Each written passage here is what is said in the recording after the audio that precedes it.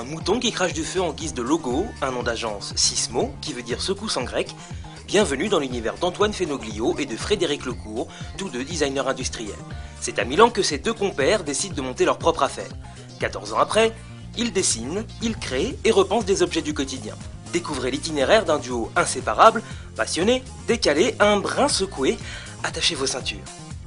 Alors les Sismo, vous vous êtes connus sur les bancs de l'école à Toulon pendant une formation sur le design. Aujourd'hui vous êtes inséparables, alors qu'au début vous vous regardiez un peu de loin comme des bêtes curieuses, c'est ça? C'est assez juste, ouais. Ouais, c'est ça. Ouais. On s'est rencontrés à l'école. On a été, je crois, en phase juste le premier jour d'une rentrée dans un BTS. Et après, on s'est associés par pur intérêt.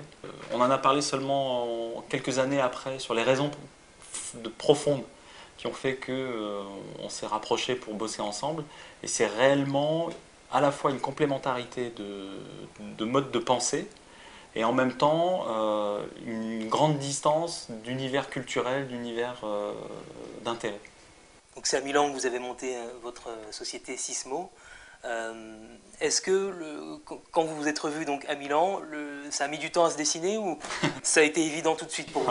Ça a pris une matinée. On est tombé tout de suite d'accord sur le fait que ce qu'on voulait faire, c'était cette petite usine à projet, l'innovation de design, d'être entre créateurs et design industriel, de ne pas être ni une agence ni des artistes. Voilà, ce mélange-là, il nous a paru très évident. Comment on pourrait qualifier votre univers? C'est quoi? C'est un peu de folie, de la fantaisie, c'est quoi? C'est de la pertinence et de l'impertinence. Moi, je trouve que c'est un journaliste qui avait dit ça une fois, Jean-Charles Gatté, et je trouve ça le plus juste de notre activité actuelle. C'est-à-dire être extrêmement pertinent sur les réponses qu'on attend de nous, parce qu'on nous pose en permanence des questions, et être toujours border pour être toujours prêt à être impertinent, pour faire évoluer les choses et surprendre les gens et les faire sourire et les faire jouer à la vie, quoi. Moi j'aurais dit c'est de la liberté, enfin c'est l'exercice de la liberté dans un monde de contraintes. Et est-ce que la particularité de Sismo finalement en termes de style, c'est de ne pas en avoir? Ce qui nous intéresse c'est le projet, c'est les gens, c'est le pourquoi, c'est le comment, et ensuite derrière, à la fin, il va y avoir une forme. Mais la forme, ça doit découler de l'âme du projet, de son squelette, puis à la fin on fait la peau, et finalement la peau c'est pas ce qui nous intéresse le plus, quoi. Quand on arrive à trouver une petite solution où les gens regardent le truc et se disent « Ah ouais, pourquoi on n'avait pas fait avant ?» Après, la forme que ça prend, la couleur, etc., ça c'est annexe. Parmi vos références, donc, le poivrier pour Peugeot, de la vaisselle pour bébé confort et bien d'autres, est-ce qu'il y a des domaines que vous n'avez jamais explorés qui vous tenteraient? On ne se fixe pas de limite, on se dit bah, tiens on aimerait bien bosser pour la NASA ou l'Agence spatiale européenne. Je pense qu'on y arrivera. Gentiment un jour, sans trop y prêter égard. Mais non, on n'a pas de frontières sur le domaine dans lequel on pourrait intervenir. Finalement, votre rôle, c'est d'apporter du design là où il n'y en a pas. Ouais, souvent, ouais. Ouais, parce que là où il y en a, on ne nous appelle pas nous, en fait. On a dessiné beaucoup de standards, en fait. Redessiner des standards. C'est vraiment un truc sur lequel on se sent à l'aise, parce que finalement, c'est des choses qui sont acquises culturellement, que tout le monde a vu. Ça va être une cocotte en fonte, ça va être la gourde camping-gaz, ça va être un moulin à poivre, mais ça va être d'autres choses beaucoup plus techniques, mais qui sont tellement standardisées que finalement on a oublié qu'elles pouvaient évoluer. Votre agence a 14 ans, est-ce que les Sismo ils ont réussi?